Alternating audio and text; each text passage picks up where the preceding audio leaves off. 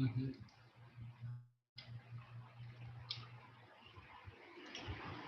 Um, all right, so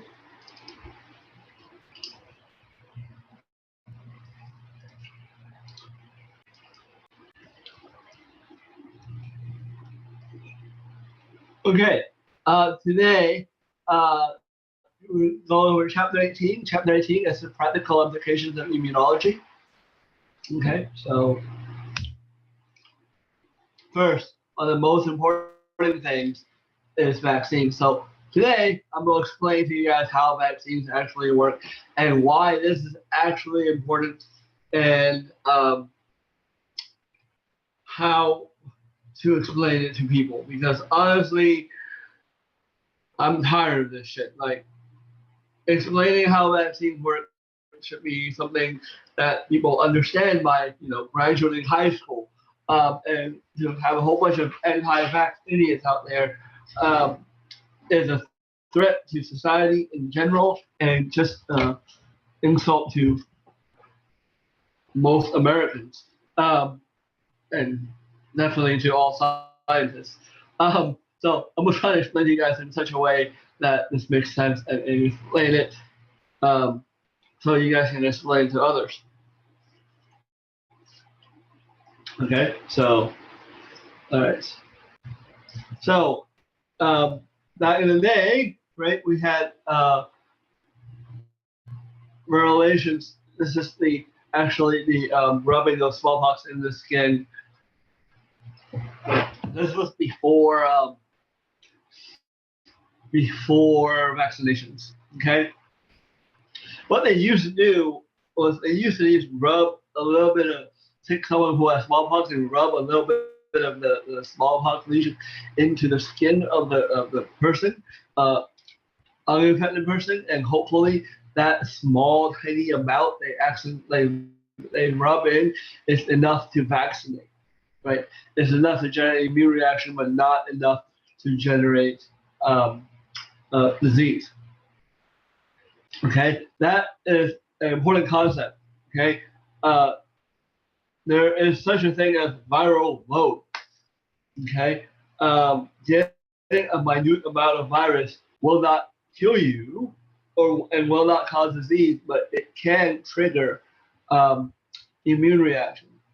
Okay, this is why wearing masks and shit is important because you potentially lower the virus, not just you lower your infectious distance, you lower the viral load that the person receives. Okay, so wear masks. Okay, now what vaccines are? Vaccines are suspension of organisms or fractions of organisms that induce immunity. We talked about it last time, where you want the secondary infection, secondary immune function to fight off the um, actual virus, and it's much faster and stronger, okay, than the primary immunity. Okay.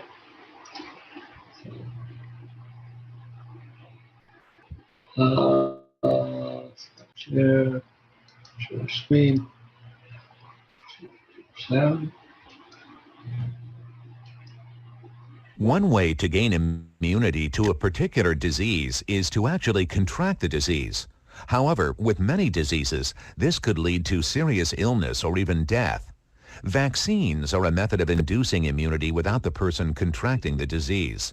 A vaccine is a solution containing a weakened or killed pathogen or parts of the pathogen that's administered, usually through injection, to a healthy person. When a person is vaccinated, the parts of the pathogen that are antigenic will be recognized by the adaptive immune system. B cells with the matching B cell receptor are activated and undergo clonal expansion, ultimately producing antibodies and memory cells. With some viral vaccines, the virus actually replicates inside the host cells and triggers a cell-mediated response, activating cytotoxic and helper T cells and resulting in the production of memory T cells. Should the same pathogen enter the person months or years later, it would be recognized by the memory cells. The memory B cells would become activated rapidly, producing large amounts of antibody. The antibodies attach to the pathogen and initiate destruction of the pathogen by phagocytosis or complement.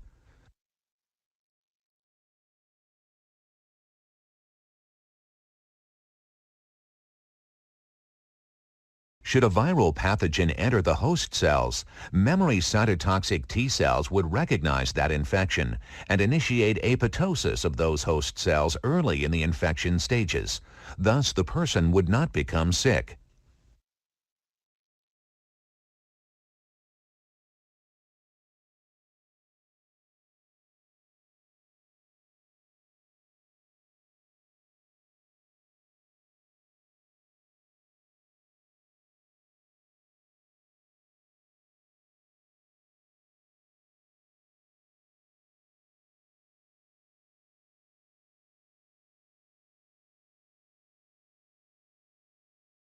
A solution containing a weakened or killed pathogen.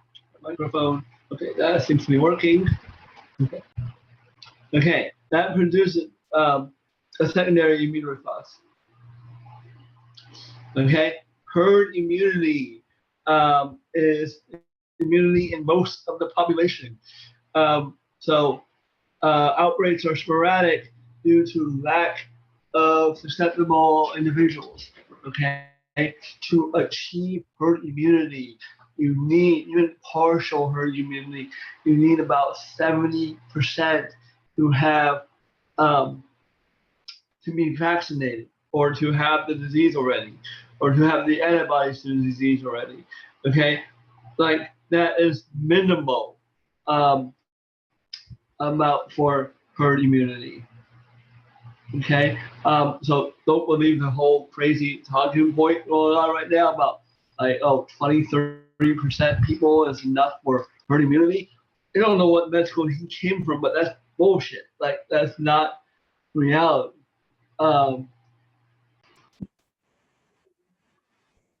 Okay, so here you're hopefully you're seeing this screen. Stop sharing screen. Okay, now you can see like 75. Look, this is 50%. This is 75%. This is how herd immunity works, people. See, even 75% is still spreading. It's just taking its time and not doing nearly as much damage as 50%. But you need ideally 90. Like we usually refer to herd immunity as 95%. So you can see it here, right? It doesn't really get very far because most people it runs into are immune. Okay, 75%. You can see there is some effect, but not nearly as much as it should be. Okay, so don't let people trick you into what herd immunity actually is. You guys are better than that. All right.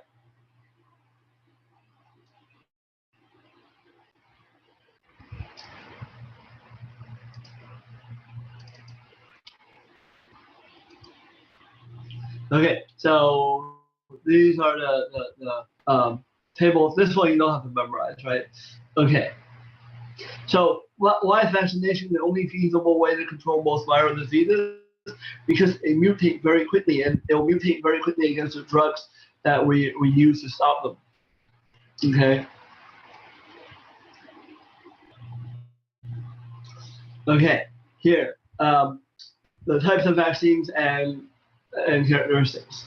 Live attenuated vaccines have a weakened pathogen, but they're live. Okay. And so they most closely mimic an actual infection. Okay, and they confer lifelong cellular and humoral immunity.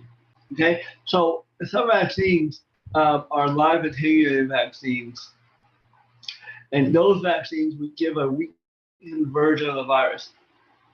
Usually, what we do with the virus is we grow them in eggs. Okay, and they become very good at growing in eggs, but you are not. So if I inject the virus that's very good at growing eggs into you in small amounts, that virus is not good enough to get into you and start replicating very well. Okay, so that actually closely mimics an actual infection, but that being said, it can occasionally cause disease. Okay, but it will confer lifelong cellular and humoral immunity. Okay, an inactivated kill vaccine is safer than live vaccine because there's no living pathogen. Okay, but because they usually don't trigger the immune system as much, not replicating, okay, they require repeated booster doses, and they induce mostly humoral immunity. Okay, so you inject a bunch of dead viruses, your antibodies will get to them, but they won't infect your live cells. Right? If they don't infect your live cells, then you have no T cell component, T cell arm to the immunity. Therefore, you only have the B cell humoral arm. Okay? Because again, live dead viruses don't infect cells, so there's no cytotoxic T cells, so there's no memory T cells. Okay? Subunit vaccines are actually modified vaccines that use antigenic fragments to generate an immune response. Again, these guys are mostly humoral immunity. Okay.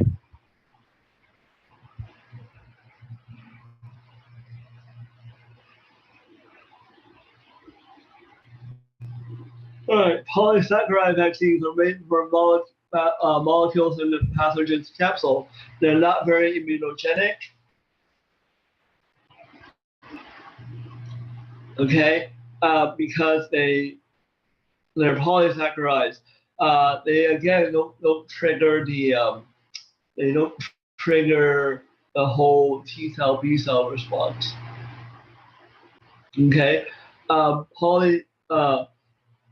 the way we deal with polysaccharide vaccines is conjugated to something that does generate a stronger response. Okay. Okay. Nucleic acid vaccines and recombinant vector vaccines are exactly what they sound like. They use nucleic acid. Okay.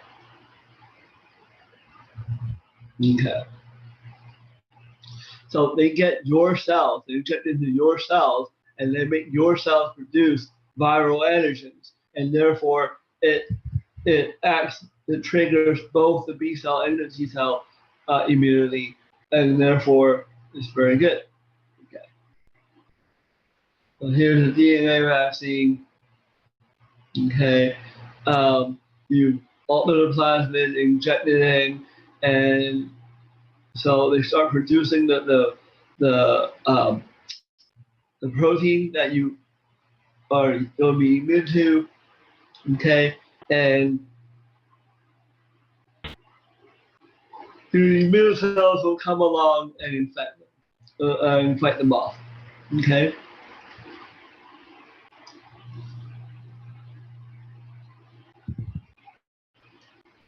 Vaccines may contain different versions of the pathogen. Depending on what they contain, these vaccines may be more or less effective in inducing long-term immunity. Two types of vaccine include the entire pathogen, attenuated and inactivated. In both types, the pathogen has been modified to be less virulent. The attenuated live vaccine contains the living pathogen, but this pathogen has been weakened so that it's unable to cause disease. But the pathogen can still reproduce. This type of vaccine has several advantages. It's the most effective at inducing lifelong immunity, and when the pathogen is a virus, it will induce both humoral and cell-mediated defenses. Okay, I want to add something here, and this is something kind of important. Okay, live attenuated vaccines are probably the best at lifelong immunity. The other problem, which I didn't mention earlier, I forgot to mention, is that this is also the most expensive, that you have to keep the pathogen alive. Okay, so you need things like refrigeration and stuff. So here in the United States, everything's, there's a refrigerator everywhere, so you're fine.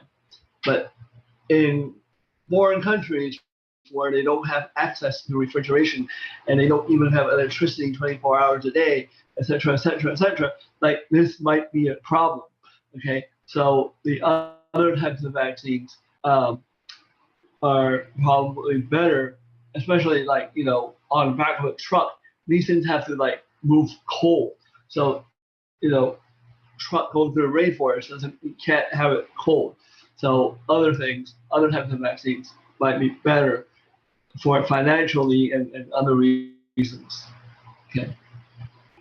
Disadvantages are that the pathogen can cause disease in an immunocompromised person and occasionally can revert to its virulent form and cause disease even in a healthy person.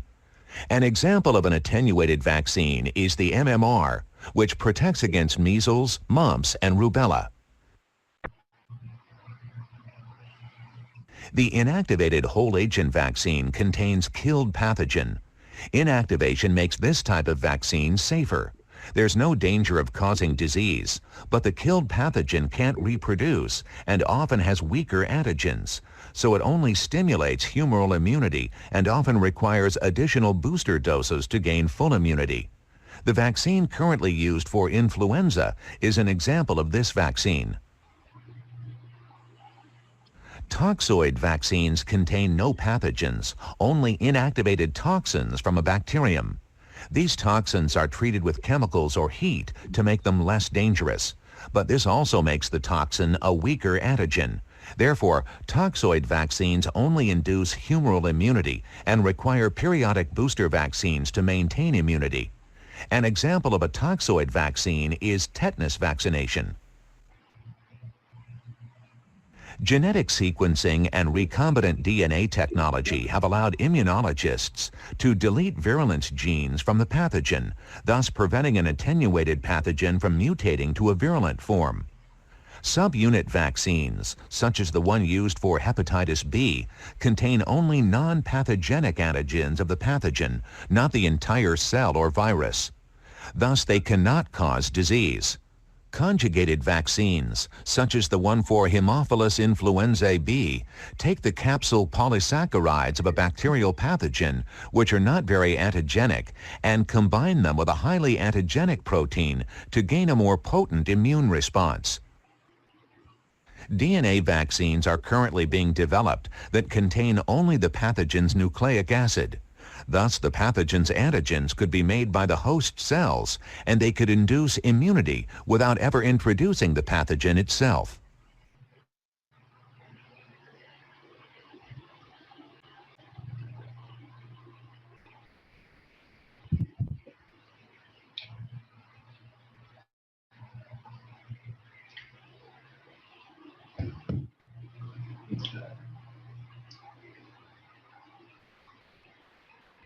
Okay.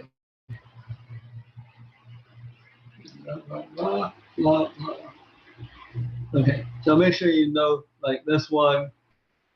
Okay. All right. Okay.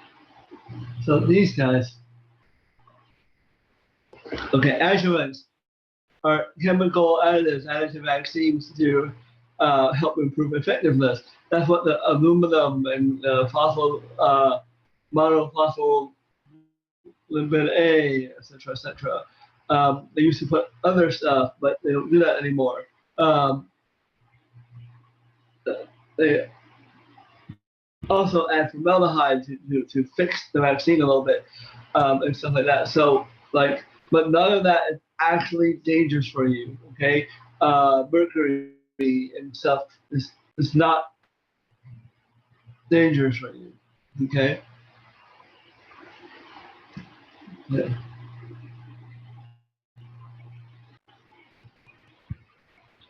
Okay, so here's vaccine safety. On occasion, vaccines can cause disease.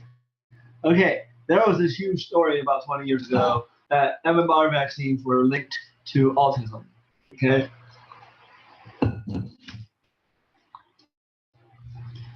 So what happens? Here's how the whole story happens. Okay, so there was this one doctor, Andrew Wakefield. He published a study in a really good journal. It was a really good journal, and he showed that there was a link. Okay, the correlation between getting the MMR vaccine and being diagnosed for autism. Okay, and that freaked a lot of people out. Okay, including a lot of people like Jenny McCarthy and other stuff. Okay. So what we found out was a couple of things. One, he did his study in fucking autistic hospital, so of course he's gonna find something. Like all the children he had access to were autistic children. Two, and this is really, really important, he was not trying to do anything other than market his own formulation of vaccines. And like he had a formulation that you took the MMR vaccine later, and more doses, but smaller doses, and all this other stuff. Okay, and so immediate red flags went up around the medical community.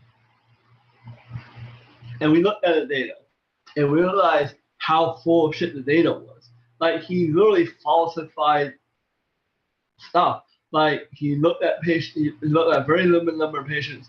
All of them had autism, and two, like he falsified his genetic data, which I don't really want to explain, but it's basically wrong in a lot of ways. Okay, but here's the thing. The last thing, causation and correlation mean two different things in science. Correlation is great, but it's not causation. Okay, one of the reasons why MMR vaccines correlate so well with autism is because they're injected at the same time, and rather time when you realize your kid has autism. Okay, like you inject your child at 1, you start realizing the child is autistic at about the same age. They're not interacting properly for that age, and it becomes fairly obvious at that age that there's something wrong with the child. Okay, or there's something noticeably different about the child. Not that autism is wrong. Okay, so these two things are correlated to each other. They're not causal of each other. Okay, and people miss that, and a lot of, and this caught on, and a lot of people, especially non-scientific people with a lot of money and time on their hands, and somehow to them a 5-minute Google search is the same as a medical degree. Frankly, it's not. Okay, it's not a science degree.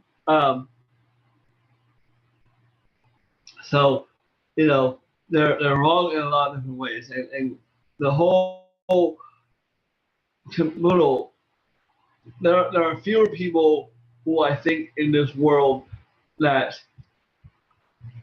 are worse off for the world than Andrew Wakefield, because what actually happened as a result of this study that he published.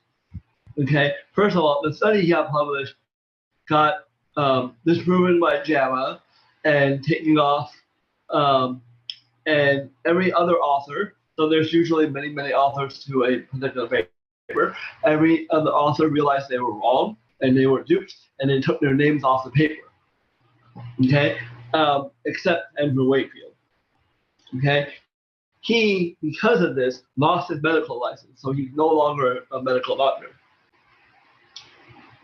Okay, but this spurred a lot of people who stopped vaccinating their children and stuff like that, and there was a public panic, and there was a whole bunch of studies done on MMR and other vaccines, and they show absolutely no correlation between the disease and autism, and we figured out that autism is actually something that occurs prenatally, or and only has effects later, and all this other stuff.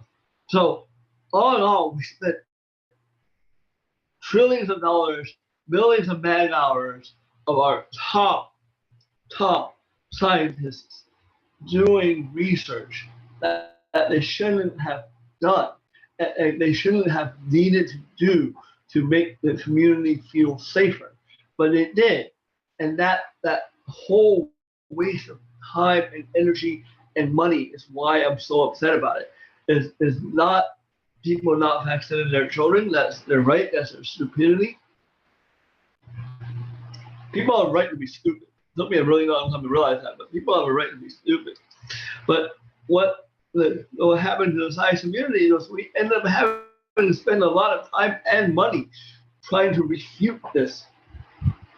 And that money could have been so much better spent elsewhere on other diseases that actually people are suffering from.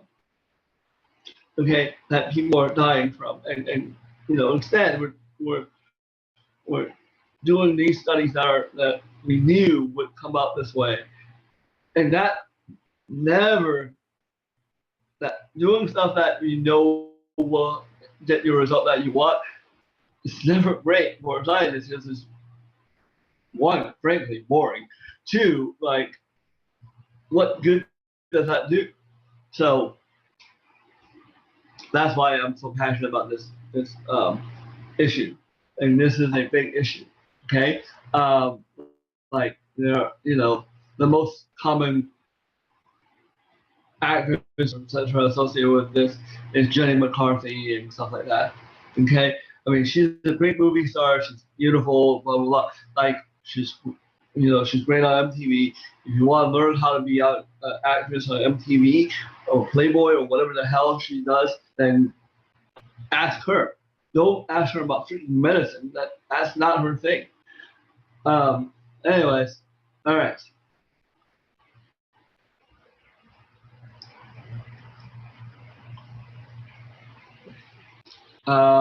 Diagnostic immunity.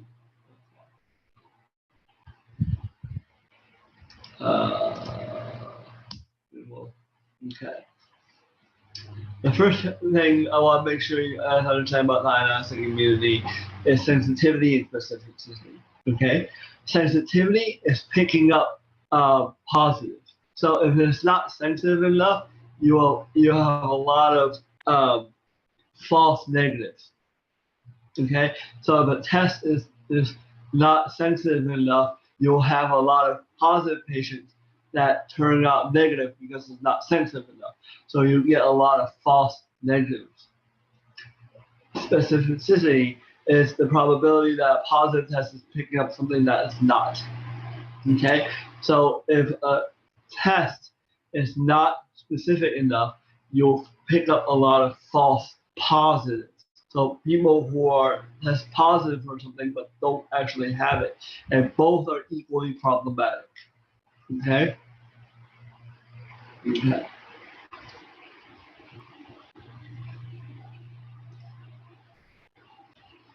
Okay.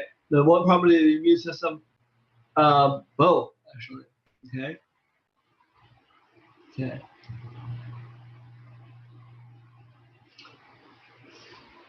Okay. Monoclonal antibodies, okay, are made from B cells, a single B cell, one single B cell, combined with a myeloma, okay, a cancerous B cell. That makes them both cancerous and that one antibody that you produce. Okay, that I'm sure you guys all heard about Trump and he got COVID-19 and then checked out some company called Regeneron. What they focused on was a monoclonal antibody for COVID-19. Okay.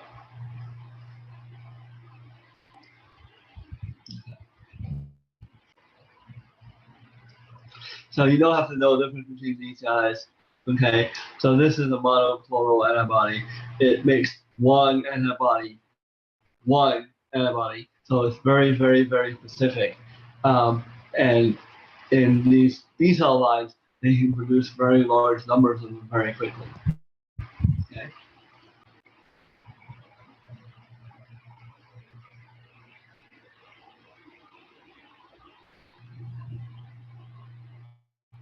Okay, so blood of infected cow will have something called polyclonal, many sources of antibodies. A monoclonal, if it's just that one particular antigen, and a monoclonal is more useful because there's antibodies that suck and antibodies that are good. The monoclonal antibodies are selected for, so we know they're good before we actually put them into a hybridoma. Okay. Okay. We'll skip this test.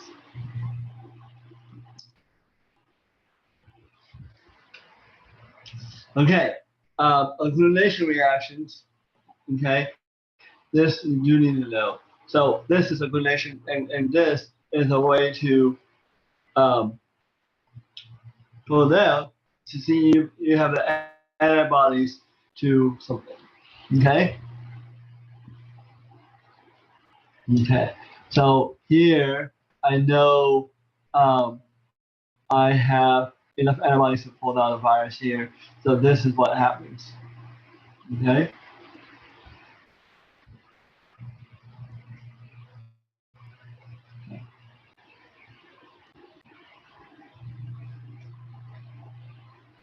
Okay. Okay.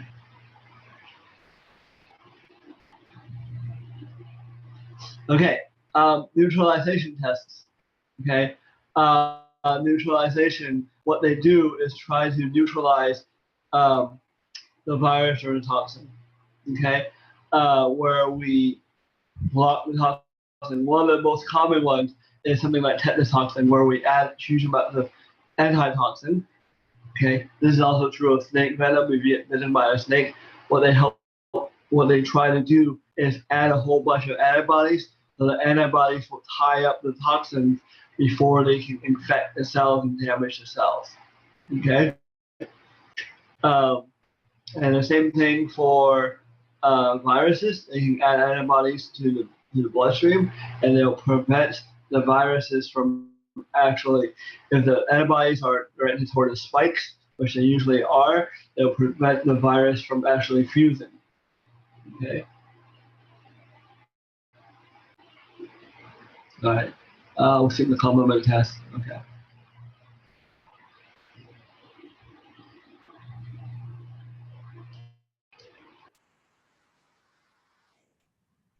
All right. The direct antibody tests, indirect fluorescent antibody tests. Antibodies can be, so we can modify antibodies that they have something called GFP on them, green fluorescent protein. Okay, so we can make antibodies glow. So remember, antibodies are really specific. So whatever they bind to, they glow. And so you can see this antibody will glow when attached to these streptococcus. So group A, strep throat. So they grow green. Okay.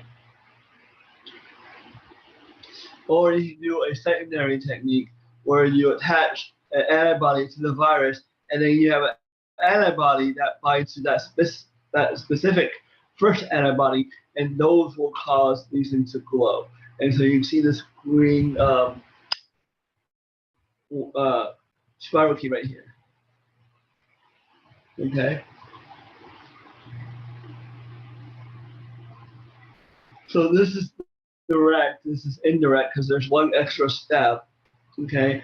That makes it slightly easier and slightly cheaper, actually.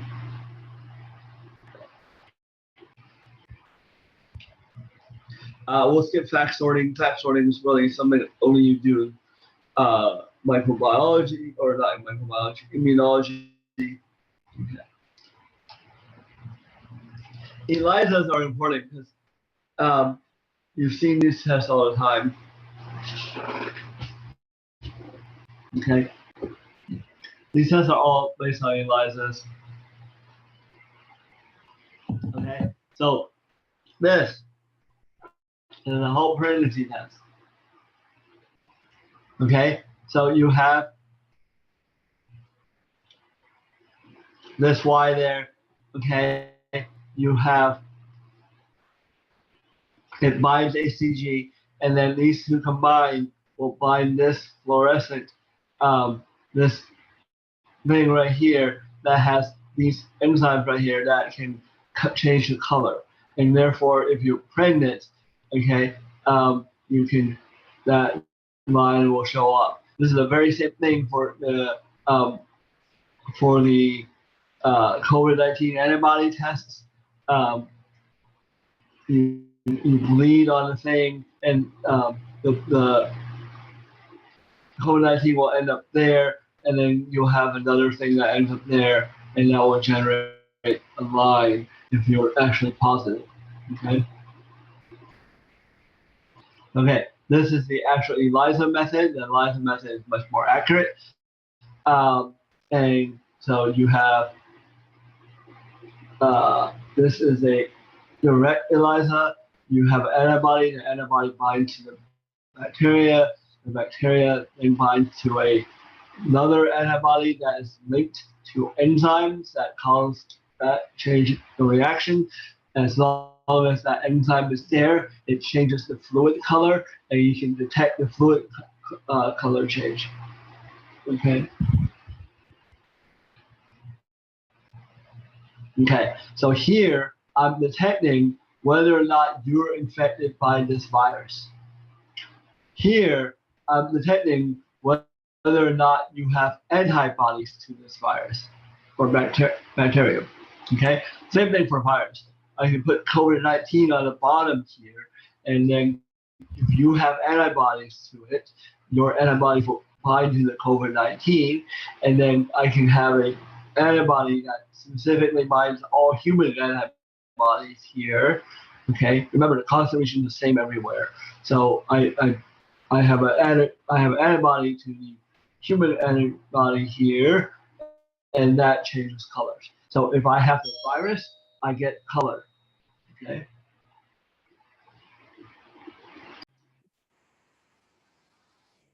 Okay.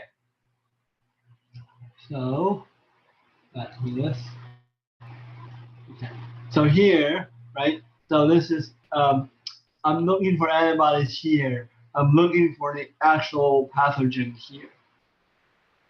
Okay. So direct ELISAs, I look for the pathogen.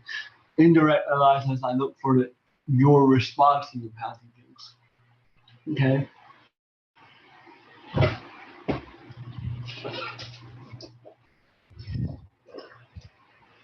Okay. So Western blotting, same way. They identify a protein based on blots. Okay. The future of this is increasing automation of the tests. PCR, that's becoming more and more common. You just trying to PCR the virus or bacteria, and it turns out positive, and great. That means you have it. This is what's happening with COVID-19. You just PCR the virus. You can see if you have it. Okay. Well, okay. So here, okay. So what you see here, okay. So this is the diphtheria cases. So as soon as you see it being used, it drops sharply and stays down. Okay. Just to make you guys really understand what else is going on here.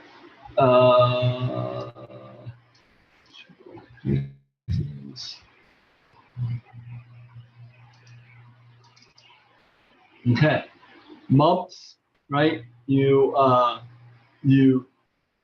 start using vaccines, it drops tremendously. Measles, you start using vaccine, it drops tremendously. Polio, you start using vaccine, it drops tremendously.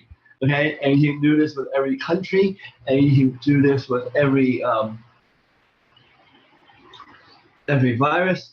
Okay, and you'll see the same pattern over and over and over.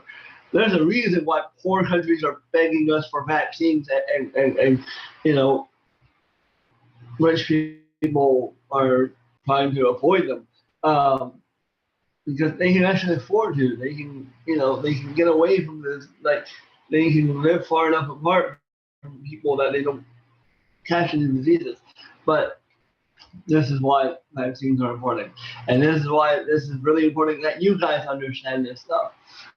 Okay, because I'm not on the front lines explaining this shit to people. You guys are. So make sure you understand this. Okay. All right. So certain vaccine preventable diseases persist. Like, it shouldn't. These things should be gone by now. The reason that they haven't is because people are stupid. But honestly, they're not. But honestly, the problem is they're poor and they don't have access to the health infrastructure. Americans who avoid this and get these diseases are stupid because we do have the infrastructure. Okay.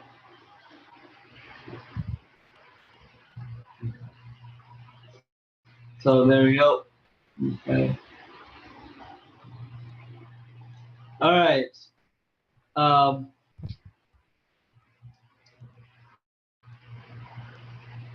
I might have not shared the last couple of slides, but I'm sure you can figure out what I was talking about. Okay. Hopefully that makes sense to all you guys. And I will see you guys for next meeting.